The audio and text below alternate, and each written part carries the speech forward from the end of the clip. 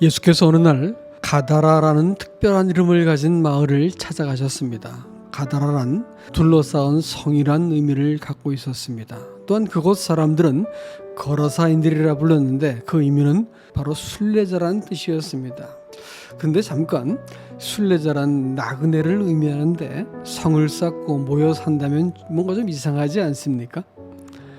하긴 순례를 포기한 사람들이 안주하기 위해서는 성이 필요했을 것입니다. 그들이 순례하는 동안은 성이 필요하지 않았으나 길을 멈추고 나서는 그곳에서 정착할 궁리를 해야만 되었을 것입니다. 순례길이란 고단한 것이어서 목적지가 분명치 않으면 대개 슬그머니 주저앉아 버리고 마는 것입니다. 한때 이들도 하나님의 백성으로서 그의 나라를 구하던 적이 있었습니다.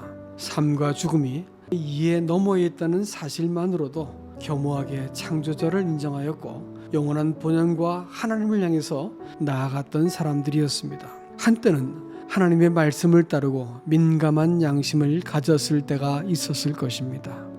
그러나 지금은 현실주의자가 되어서 믿음과 양심이 순결을 잃고 현실적인 문제 때문에 하나님을 따르던 길에서 슬그머니 돌이켜버렸습니다. 그 때문에 삶은 목적을 잃어버린 채 표류하고 있었고 하나님은 막연한 종교생활 속에서 잊혀져 가고 있었으며 눈앞의 이익을 위해 율법은 도외시되었습니다. 당시 유대인들에게는 돼지를 치거나 사고 파는 일은 금해졌는데도 이들은 버젓이 행했습니다. 율법이 뭐라고 해도 현실적인 삶의 방식을 따르기로 결정했다는 것입니다. 예수께서 바로 이 마을을 찾아가셨습니다. 그때 한 귀신 들린 사람이 마을 어귀에서 예수님을 맞았습니다. 그는 사람이 살지 않는 무덤가에 머물면서 벌거벗은 채 몸에 상처를 내었고 밤낮 소리를 질러댔습니다. 하지만 아무도 그를 제지하거나 감당할 수가 없었습니다.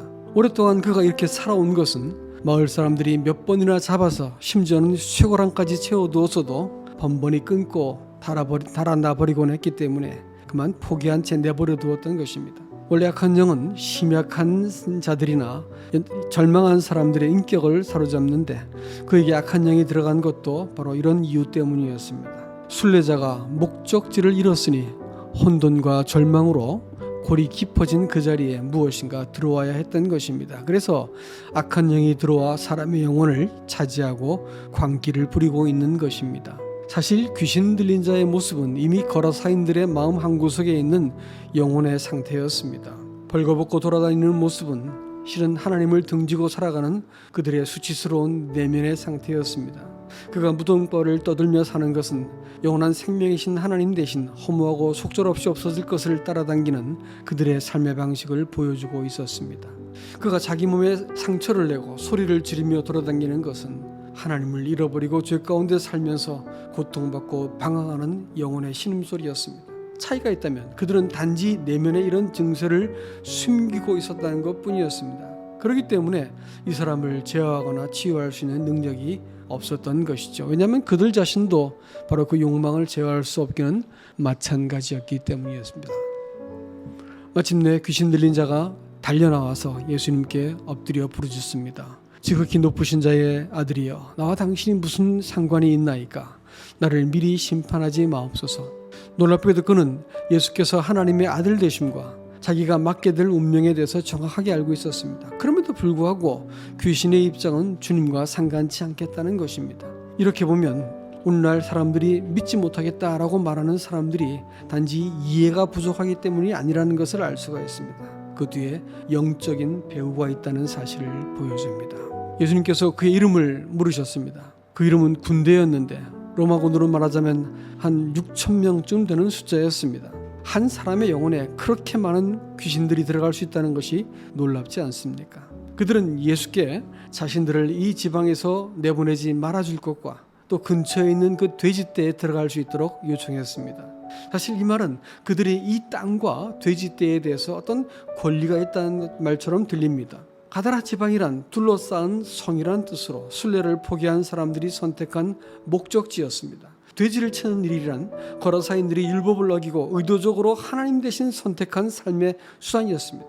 악한 영이 당연히 자기 것이라고 주장할 만한 했던 것입니다. 예수께서 이들의 요구를 허락하십니다. 그러자 그들은 2,000마리가량 되는 돼지떼에 들어갔는데 돼지들은 견딜 수 없어서 호수로 그만 내리달아 몰수하고 맙니다. 돼지를 치던 사람은 놀라서 마을로 뛰어들어가 이 사실을 알렸습니다.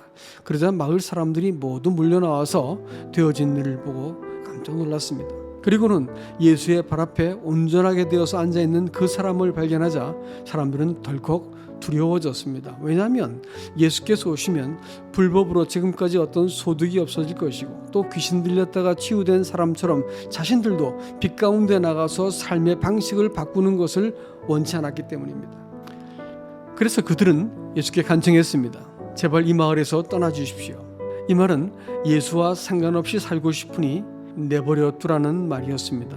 많이 듣던 얘기 아닌가요? 그렇습니다. 귀신이 한 얘기였습니다. 광기를 부리던 귀신 들린 사람과 함께 있는 것은 괜찮아도 어둠을 밝히고 참된 생명을 주시기 위해서 찾아오신 예수님은 그들이 거절했던 것입니다. 이런 의미에서 구원이라고 하는 것은 죄 용서를 받고 지옥에 가지 않게 되어서 하나님 백성 되었다고 말하는 것이 아니라 하나님을 마음에 모시고 사귐을 갖는 영생을 얻은 것이어야 된다는 것입니다. 그러므로 예수 그리스도를 주인으로 모시지 못하고 삶을 하나님과 화목하지 못한 채 하나님의 백성이라고 주장하는 것은 매우 의심스러운 믿음이 될 것입니다. 그래서 요한은 아들이 있는 자에게는 생명이 있고 하나님의 아들이 없는 자에게는 생명이 없다고 선언한 것입니다. 영생이란 살아계신 하나님과의 사귐이기 때문인 것입니다.